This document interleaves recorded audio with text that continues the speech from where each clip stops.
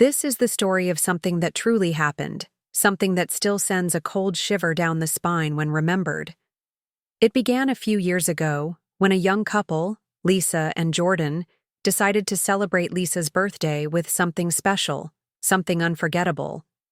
They booked a trip on a luxurious cruise ship that would sail across the ocean for 7 days, promising sunshine, fine food, and peaceful views stretching as far as the eye could see. Lisa had always dreamed of going on a cruise, and Jordan made it happen. They boarded the ship with excitement, holding hands and smiling as the warm ocean breeze welcomed them aboard. The ship itself was massive, like a floating city, with grand staircases, marble floors, crystal chandeliers, pools, casinos, and restaurants that smelled of fresh bread and grilled seafood.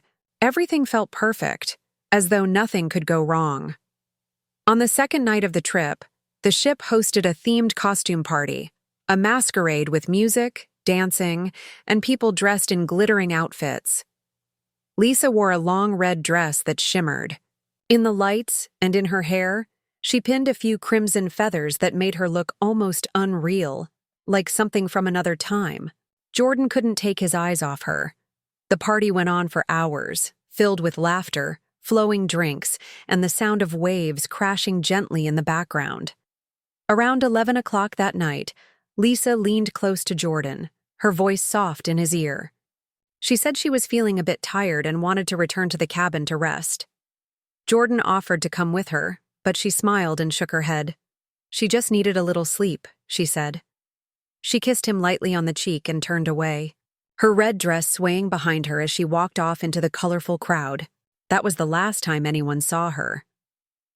Jordan stayed at the party a while longer, chatting with a few other guests, sipping his drink, occasionally glancing toward the exit where Lisa had disappeared. He wasn't worried. Not yet. When the party began to wind down and the music faded, he made his way back to their cabin. The hallway was quiet, the kind of quiet that only the middle of the ocean can bring. When he unlocked the cabin door, the lights were off, and the room was empty. Lisa wasn't there. At first, he thought maybe she had gone to the buffet for a snack or taken a walk on the deck to look at the stars. He waited. 15 minutes passed, then 30, then an hour. Still, nothing. He began checking places around the ship where she might be, lounges, the dining area, even the casino. But there was no sign of her. Panic started to creep in. It was a strange feeling, one he didn't recognize at first. How could someone vanish on a ship in the middle of the sea? There were cameras, crew members, and hundreds of other passengers. Someone had to have seen her. Jordan finally approached the reception desk. His voice was calm, but his hands trembled. He explained that his partner was missing and hadn't returned to the cabin since the party. The crew listened and nodded, taking notes. They told him not to worry, that sometimes guests fall asleep in the lounge or get mixed up with the decks. They would check and make announcements if needed. Jordan waited in the lobby, surrounded by glossy wooden walls and smiling photographs of past cruises. The announcement came an hour later. Lisa's name was called over the ship's speakers, asking her to report to the front desk. But there was no response. She didn't appear. Jordan asked to check the security footage. The staff hesitated but eventually agreed to review it. What they found made everything worse. The camera at the entrance to the party clearly showed Lisa and Jordan arriving together. They laughed, danced, and enjoyed the night.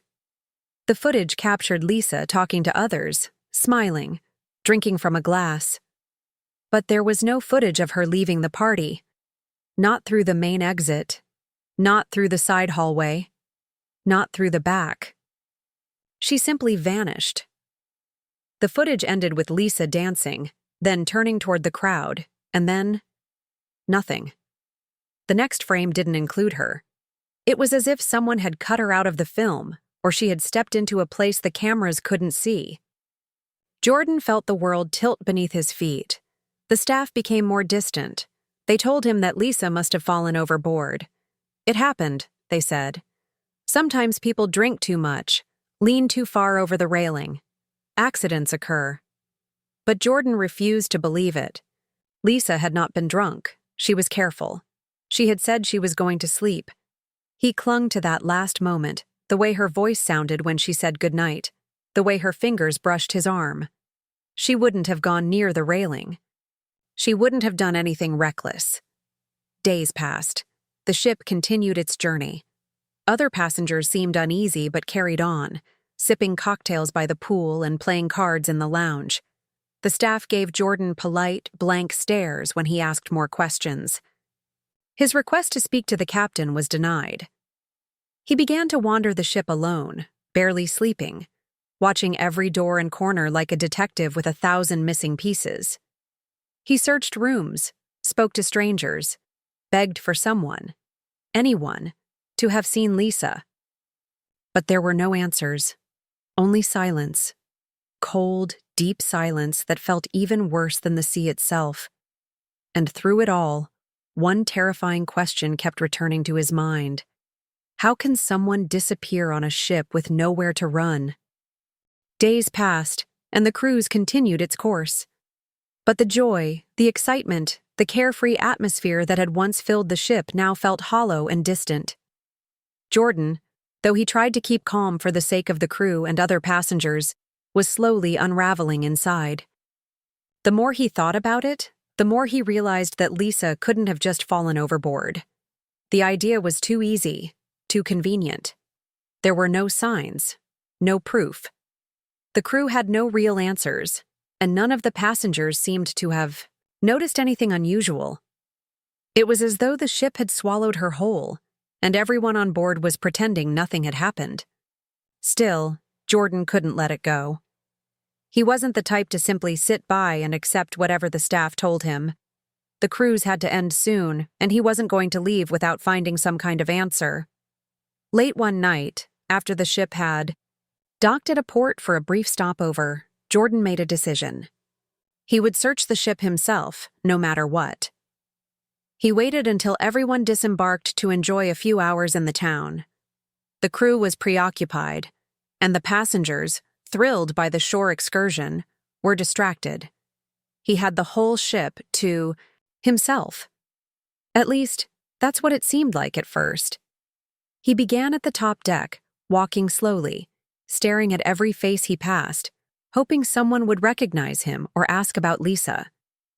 But the passengers were all wrapped up in their own worlds, blissfully unaware of his personal nightmare. He made his way through the bar area, the pool deck, and even the hidden corridors near the kitchen. Nothing. No one noticed anything out of the ordinary. He was beginning to wonder if maybe he was losing his mind. Maybe the stress of the situation had driven him to see things that weren't there. But then, as he walked toward the back of the ship, he saw something. There, hidden behind a door marked with a sign that read, "Staff Only," was a narrow stairwell. The stairs led down into a dim, quiet area that seemed far removed from the rest of the ship. Jordan hesitated. Something about it felt off, like the kind of place no passenger should be. But his instincts screamed at him to go. He couldn't explain it. It was almost like a magnetic pull, a force guiding him down that path. He stepped quietly, cautiously down the staircase, the sound of his footsteps muffled by the carpeted floor. At the bottom, the hallway stretched out in front of him, and he immediately felt the temperature drop. It wasn't just colder. It felt wrong. There was no music, no laughter, no hum of the ship's engines. Just silence. Thick, unsettling silence. The hallway was long and narrow, lit only by faint, flickering overhead lights that cast eerie shadows on the walls. Jordan's heart pounded in his chest, but he continued walking, drawn forward by the unsettling feeling gnawing at him. The hallway twisted and turned in ways that didn't make sense. It was like a labyrinth, impossibly long, but somehow never leading to anything. There were no windows here, no signs of life. Only the occasional closed door, each one marked with either "Staff Only" or "Storage" in faded, peeling letters. Jordan tried every door he passed. Some were locked, others just plain empty, their contents spilling out into the hallway. He didn't know why, but the sense of urgency kept pushing him forward. He reached a dead end, a door with no handle, only a keypad beside it. The door was solid metal, cold to the touch, and the walls around it were covered in scratches.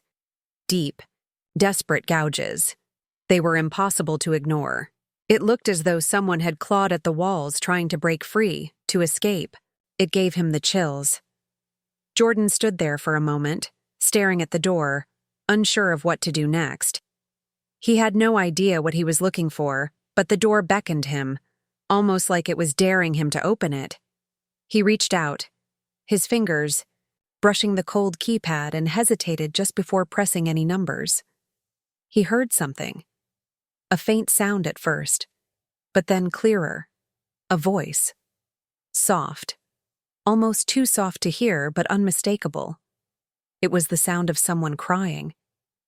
A woman, her voice trembling in the silence of the hall. Jordan's breath caught in his throat. He knew that voice. It was Lisa's. He didn't know how he knew it, but he was certain. The soft sobs turned into a whisper, faint and broken. "Please, help me," the voice pleaded. Jordan's body went rigid. He didn't know if he should run or try to open the door. Everything inside him screamed at him to leave. But his legs wouldn't move. He was frozen, as though the very walls were closing in around him. He couldn't tear his eyes away from the door. Then, without thinking, he pounded on the metal surface. "Lisa!" he called out, his voice hoarse.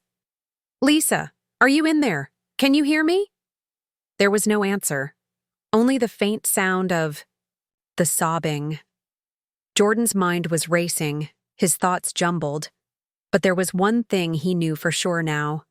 Lisa was still on the ship, locked away somewhere, and no one was going to help her unless he did something.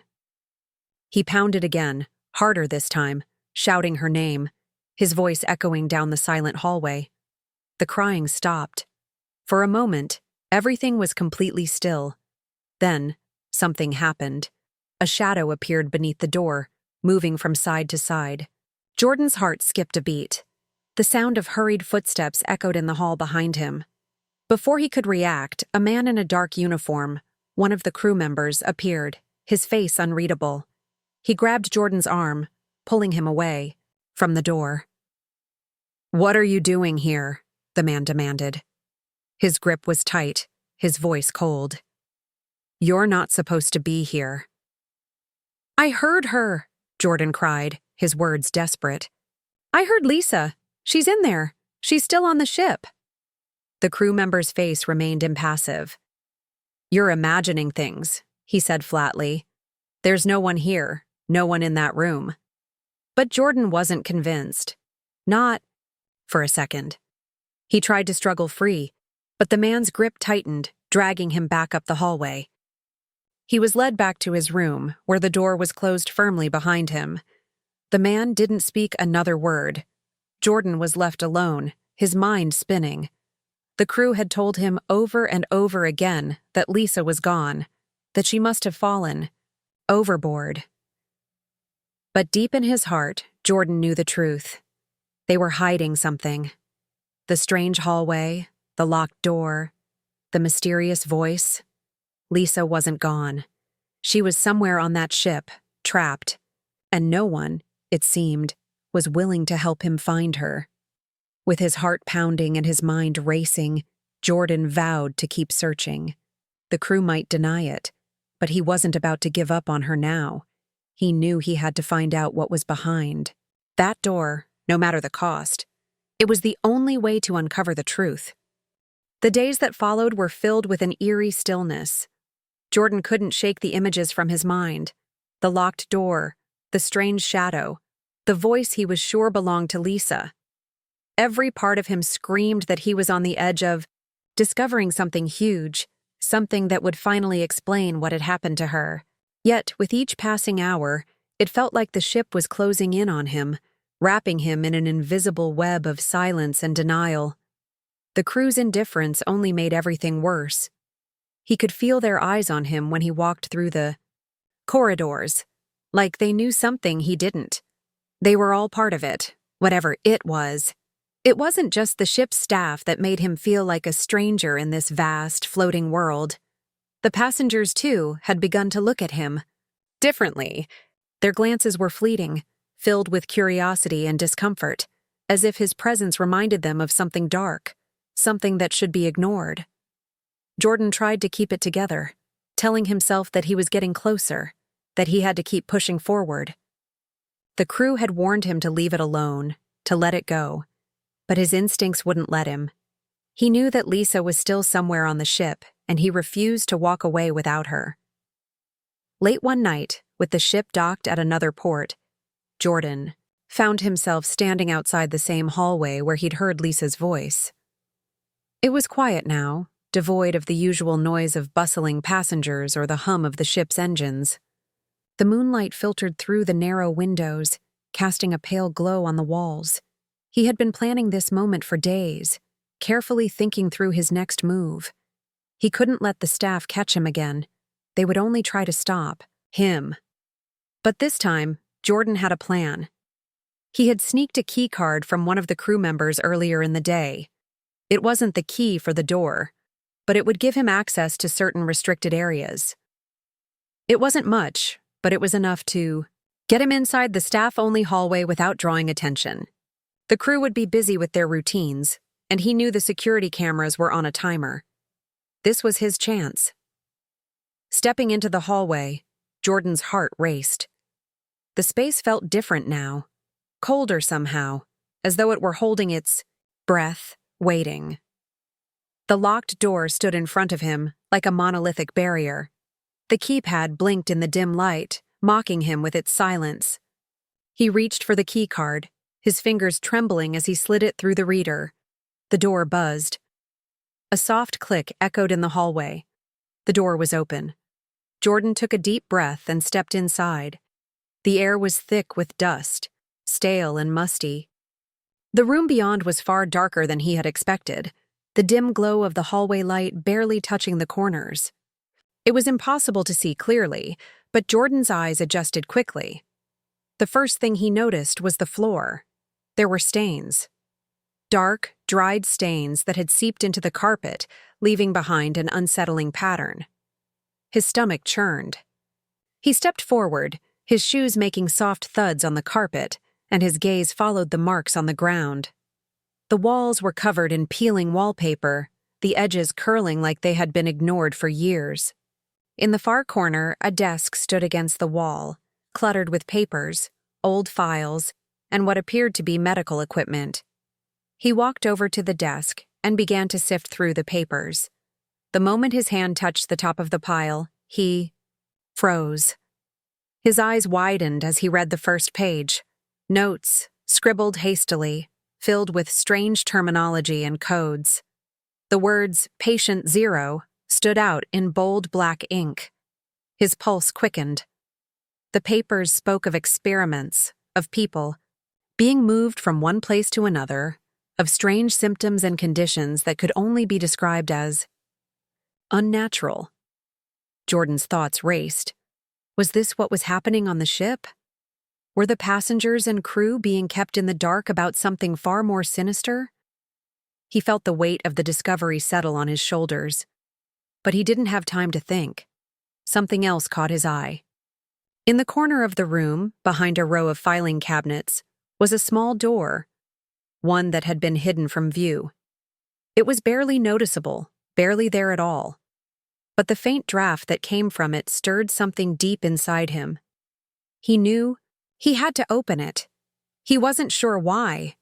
He didn't know what he would find. But it felt like the only way to uncover the truth. With his hands trembling, Jordan reached for the handle. It was cold, almost painfully so, as though the door had been sealed away for years. When he pulled it open, the faint smell of salt water and dampness flooded his senses. Beyond the door was a narrow staircase that descended into pitch blackness. It was the kind of place that should have been abandoned, the kind of place no one should ever enter. But Jordan's curiosity overpowered any sense of caution. He stepped inside. The air was thick, heavy with moisture, and the stairs creaked under his weight. The deeper he went, the darker it became. He felt his way down, each step slower than the last, until he reached a door at the bottom. This door was different. Much older, with iron bars over the window. The metal was cold to the touch, and Jordan hesitated before he turned the handle. It groaned loudly, the sound reverberating through the air like a warning. Inside was a small, dimly lit room, no bigger than a prison cell. But it wasn't the size of the room that made Jordan's blood run cold. It was the figure in the corner, hunched and curled up like an animal. For a moment, he thought it might be another passenger, someone who had wandered away from their cabin or gone mad from isolation. But when the figure turned, Jordan's heart stopped. It was Lisa. But she was not the woman he remembered. She was gaunt, pale, her once beautiful face twisted in a way that made it almost unrecognizable. Her eyes were wide with terror, but they also seemed empty, as if something had drained the life from them. Her clothes were torn, and her skin was bruised and cut, as though she had been kept there against her will, locked away in this forgotten corner of the ship. Jordan. Her voice was a whisper, broken and hoarse. I knew you'd find me. I knew you wouldn't stop looking.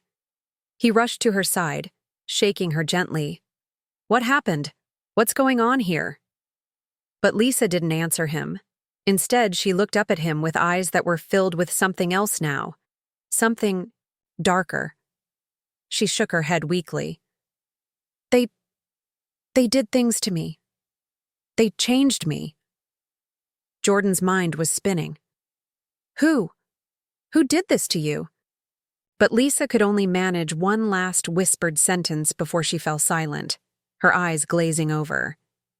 It's not just the crew. It's the ship. The ship is alive. With that, her body went limp in his arms, and Jordan was left standing, there, in the darkness, with more questions than ever. He knew now that the ship was no ordinary vessel. It was a prison, a twisted place designed for far more than just leisure. The staff, the passengers, even the ship itself, all of them were part of something much larger, something sinister and terrifying. And as he held Lisa's frail form in his arms, Jordan realized that he had uncovered only a small fraction of the truth. The nightmare was far from over.